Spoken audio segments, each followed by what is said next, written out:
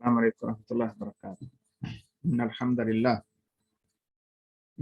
للہ نحمده ونستعینه ونستغفره واشهد ان لا اله الا الله وحده لا شريك له واشهد ان محمدا عبده ورسوله اما بعد اعوذ باللہ من الشیطان الرجیم بسم اللہ الرحمن الرحیم یا ایها الذین آمنوا هل ادلکم علی تجارۃ تنجیکم من عذاب علیم تؤمنون باللہ ورسولہ وتجاہدون فی سبیل اللہ باموالکم وانفسکم ذالکم خیر لکم ان کنتم تعلمون۔ سورہ صف کا دوسرا رکوع آج ہم پڑھ رہے ہیں، اور میں نے شروع میں عرض کیا تھا کہ سورہ صف مدنی سورہ ہے، اور اس کا بنیادی اور مرکزی موضوع وہ مسلمانوں کو ایمان کے اندر اخلاص پیدا کرنے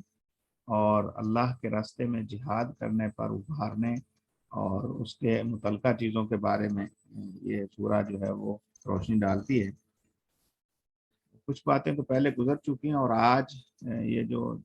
چند آیات ہیں ان کے اندر خاص طور پر اللہ ذوالجلال والاکرام نے ایک ایسے انداز میں مسلمانوں کو جہاد کے لیے تیاری کا جو ہے وہ معاملہ سونپا ہے جس سے ہر انسان جو ہے وہ واقف ہے۔ اور ابتدا میں ہی اللہ جل جلالہ نے ارشاد فرمایا اعوذ باللہ من الشیطان الرجیم یا ایھا الذین آمنوا، اے ایمان والو، ہل ادلکم، کیا میں تمہاری رہنمائی کروں، علی تجارت، اس تجارت پر، تنجیکم من عذاب علیم، جو تمہیں نجات دے دے المناک عذاب سے۔ تجارت ہم میں سے ہر شخص جانتا ہے کہ یہ ایسی چیز ہے جس میں انسان اپنا مال، اپنا وقت، اپنی صلاحیت، قابلیت اور بہت ساری چیزیں جھونک دیتا ہے، اور اس سے کے پیچھے صرف ایک ہی مشن، مقصد ہوتا ہے، نفع مل جائے، خسارہ نہ ہو، فائدہ ہو جائے۔ اللہ ذوالجلال والاکرام نے اہل ایمان کو خطاب کرتے ہوئے کہا کیا میں تمہاری رہنمائی کروں اس تجارت پر، یعنی جیسے دنیا میں تجارت کر کے انسان نفع حاصل کرتا ہے، تو اب اللہ کے ہاں بھی ایک ایسی تجارت ہے جس پر تھوڑی محنت کر کے تم اللہ تعالیٰ کے المناک عذاب سے اپنے آپ کو بچا سکتے ہو۔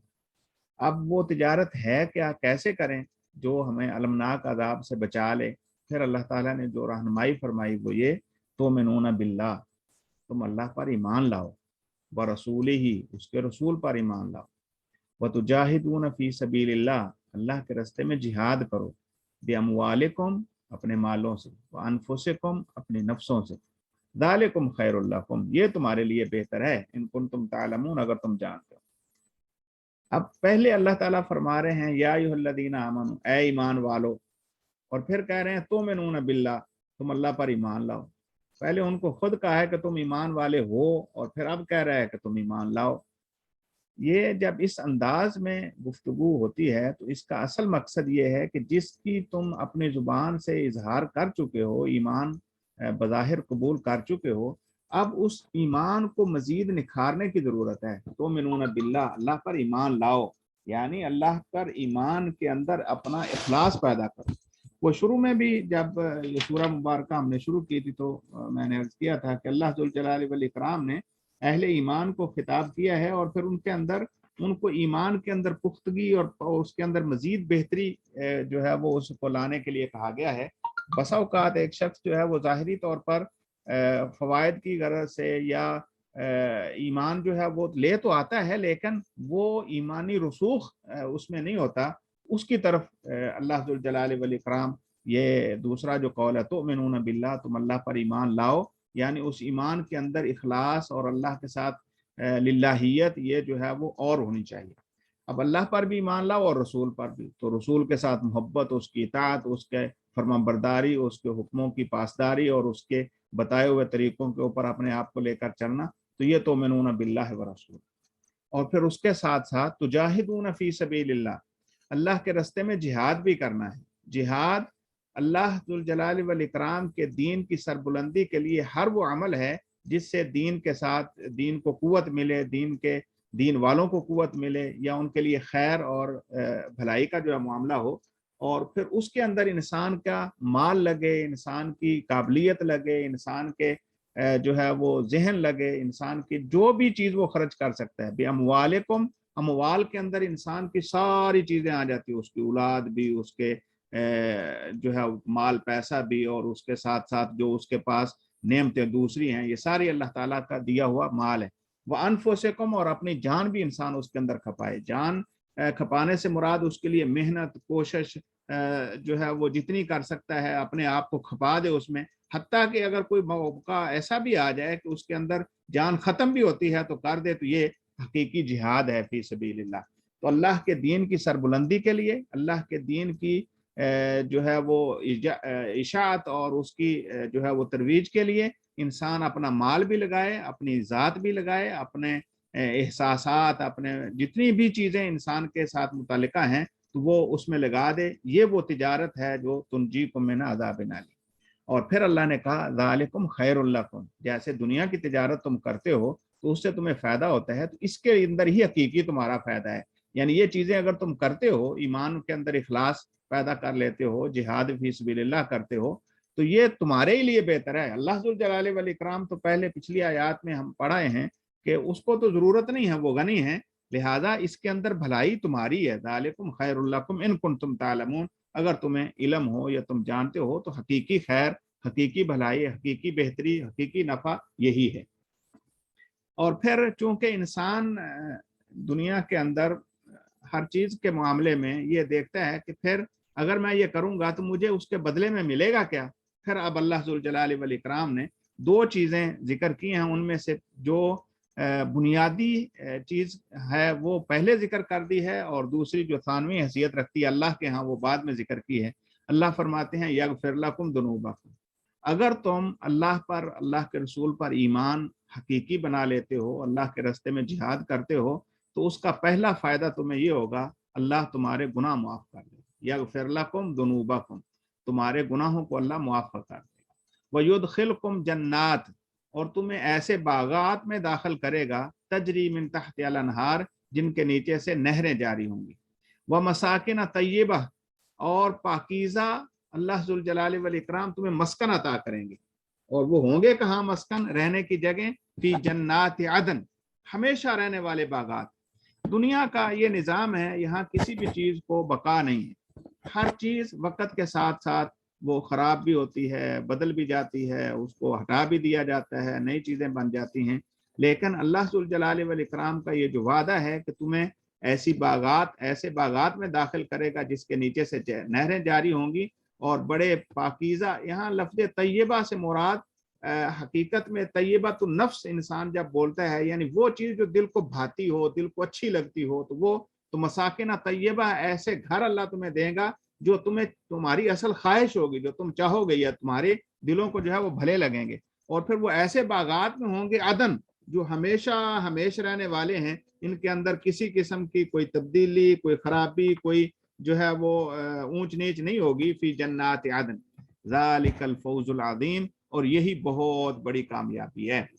असल कामयाबी ये है कि अल्लाह गुनाहों को माफ़ कर दे, बागात जन्नतों में दाखिल कर दे, और ऐसे घर दे जो इंसान की अपनी पसंद के हों, अपनी मर्जी के हों, अपनी ख्वाहिश के हों, और फिर वो कभी ख़राब ना हो, कभी कहीं जो है वो उनसे निकलना ना पड़े। फी जन्नात अदन, और यही हकीकी कामयाबी है। अब दुनिया के अंदर उसूली तौर पर इंसान जो है वो, उसको कोई फतह मिल जाए, कोई कामयाबी मिल जाए, तो वो उसको बड़ा तसव्वुर करता है, लेकिन अल्लाह की नज़र में आखिरत की कामयाबी औला है और अफजल है। इसीलिए ये जो मगफरत है गुनाहों से और इसी तरह जन्नात के दाखले हैं, उनको अल्लाह ताला ने पहले जिक्र किया और फरमाया व उखरा, और एक दूसरी चीज़ भी है, क्योंकि अगर अल्लाह के रास्ते में जिहाद करते हैं और ईमान जो है वो पुख्ता होता है, तो उसके जो फ़वायद हैं उनमें से पहला फ़ायदा अल्लाह ने तो आखिरत का गिनवाया। व उखरा, और दूसरा एक फ़ायदा भी है, तुहिब्बूनहा,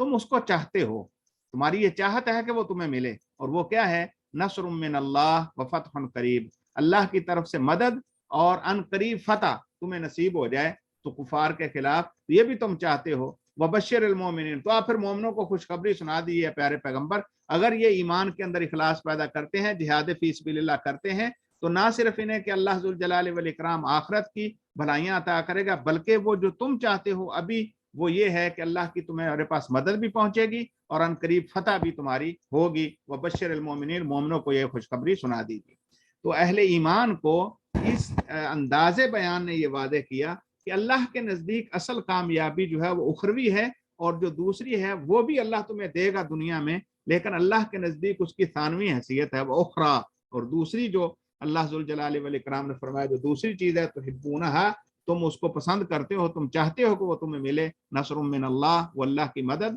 و فتح قریب، اور جلدی فتح ہے، وہ بھی اللہ تمہیں عطا کرے گا، اور اس کی خوشخبری بھی نبی مکرم صلی اللہ علیہ وسلم کے ذریعے دلوا دی اور فرمایا وبشر المومنین، اور اس کی بھی مسلمانوں کو، اہل ایمان کو خوشخبری دے دیجئے، لیکن شرط وہ پہلی ہے کہ ایمان کے اندر رسوخ اور جہاد فی سبیل اللہ کا دامن تم تھام لو، اور اللہ ذوالجلال والاکرام یہ تمہیں عطا کرے۔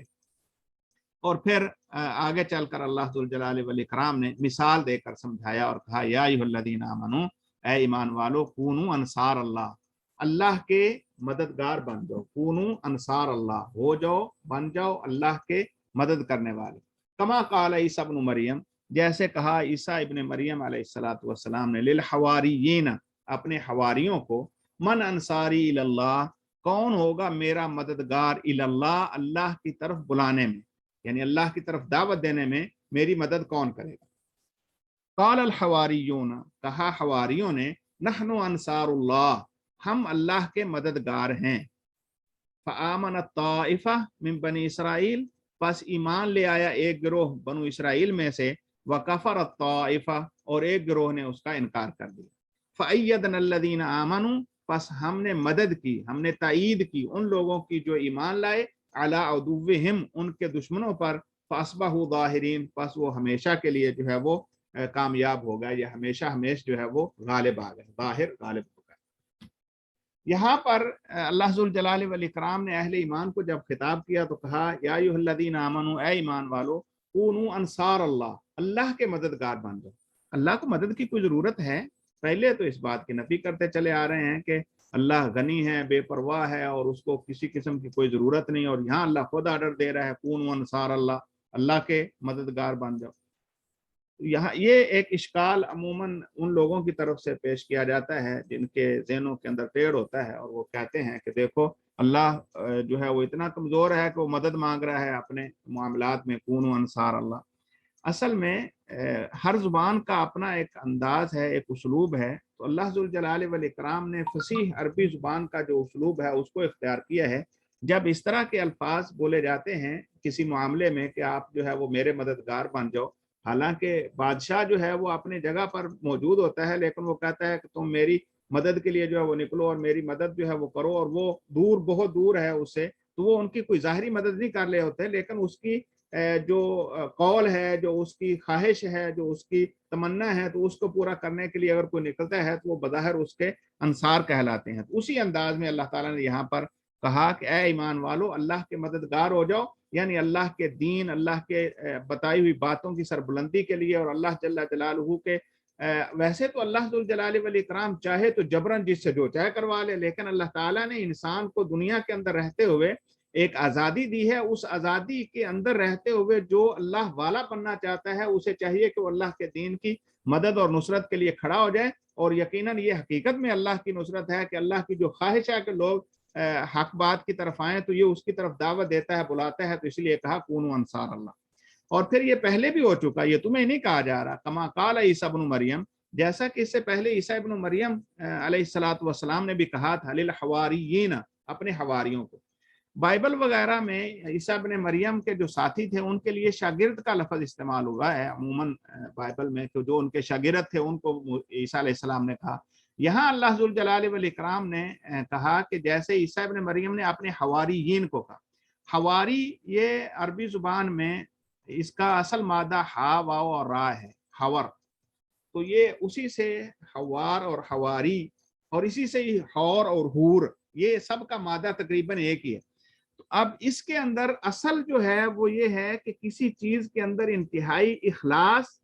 انتہائی سفیدی، اور انتہائی کسی کے ساتھ جو ہے وہ بے انتہا کا تعلق اس مادے کا جو ہے وہ اصل ہے، یعنی کسی چیز کا اخلاص ہے تو انتہا درجے کا، اگر جو ہے وہ صفائی اور سفیدی ہے تو وہ انتہا درجے کی، اور اسی طرح جو ہے وہ کسی چیز کے ساتھ اگر کوئی لگن ہے تو وہ بھی انتہا درجے کی، تو یہ اسی کے اندر آ جاتا ہے۔ تو اسی لیے اللہ نے کہا جیسے عیسیٰ ابن مریم نے اپنے حواریین کو کہا اور حواری سے مراد جو ان کے انتہائی مخلص اور ان کے ساتھ ان کے مشن کے جو ساتھی تھے، جب انہیں سے یہ کہا گیا من انصاری اللہ، کون ہوگا میرا مددگار اللہ تعالیٰ کی دین کی طرف بلانے میں، اللہ اللہ کی طرف بلانے میں میری مدد کون کرے گا؟ تو قال الحواریون، تو حواریوں نے کہا، یعنی جو ان کے انتہائی مخلص ساتھی تھے، نحن انصار اللہ، ہم اللہ کے مددگار ہیں۔ اب یہاں پر بھی وہی لفظ جو شروع میں اللہ نے کہا نا یا ایھا الذین آمنوا کونوا انصار اللہ، یہاں پر اللہ تعالیٰ نے ان حواریوں کا جواب دیا قال الحواریون نحن انصار اللہ۔ اس وقت عیسیٰ علیہ السلام کے مخلص ساتھیوں نے کہا ہم اللہ ذوالجلال والاکرام کے مددگار ہیں۔ تو یہ اصلاً وہی پیرایا ہے کہ یعنی ہم اللہ کے دین کے لیے، اللہ ذوالجلال والاکرام کی کتاب کے جو ہے نفاذ کے لیے اور اللہ جل جلالہ کی محبت میں ہم اس کے حکموں کے ساتھ کھڑے ہیں، نحن انصار اللہ۔ فآمن الطائفہ، جب حواریوں نے یہ کہا تو اس وقت دو گروہ ہوگا بنو اسرائیل کے، فآمن الطائفہ، ایک گروہ تو ایمان لے آیا من بنی اسرائیل، بنو اسرائیل میں سے، وکفر الطائفہ، اور دوسرے نے انکار کر دیا۔ اب یہ جو ایمان لانے والے ہیں یہ سارے بعد میں عیسائی کہلائے، یہ حواری بھی کہلائے، اور اسی طرح جو ہے وہ ان کو نصرانی بھی کہا جانے لگا، کیونکہ یہ وہی انصار نصرانی، یعنی یہ وہ مدد کرنے والے عیسیٰ علیہ السلام۔ وکفر الطائفہ، اور دوسرے گروہ نے انکار کر دیا، یہ یہود ہیں، یعنی یہودیوں نے سرے سے عیسیٰ علیہ السلام اور اس کے دین کا انکار کر دیا، اور جو ایمان لے آئے اور انہوں نے اللہ عیسیٰ علیہ السلام کے دین کے اوپر جو ہے وہ ثابت قدمی دکھائی، تو وہ نصرانی یا حواری یا جو ہے وہ عیسائی کہلائے۔ تو اب وکفر الطائفہ، دوسرے گروہ نے انکار کر دیا۔ فأیدنا الذین آمنوا علی عدوہم، پس ہم نے مدد کی ان لوگوں کی جو ایمان لے آئے ان کے دشمنوں پر، یعنی جو مومن بن گئے عیسیٰ علیہ السلام پر ایمان لے آئے تو ان کو اللہ ذوالجلال والاکرام کی تائید حاصل ہو گئی ان کے دشمنوں کے خلاف۔ اب وہ دوسرے دشمن ٹھہرے، یہود جو تھے وہ نصرانیوں کے دشمن ٹھہرے، تو اللہ ذوالجلال والاکرام نے نصرانیوں کو یہود کے اوپر مدد دی اور ان کو جو ہے وہ کامیابی دی۔ فاصبحوا ظاہرین، تو وہ ان پر غالب آ گئے، فاصبحوا، پس ہو گئے وہ ظاہرین، ان پر غالب۔ تو اس کے اندر اشارہ ہے کہ اب چونکہ محمد الرسول اللہ صلی اللہ علیہ وسلم دین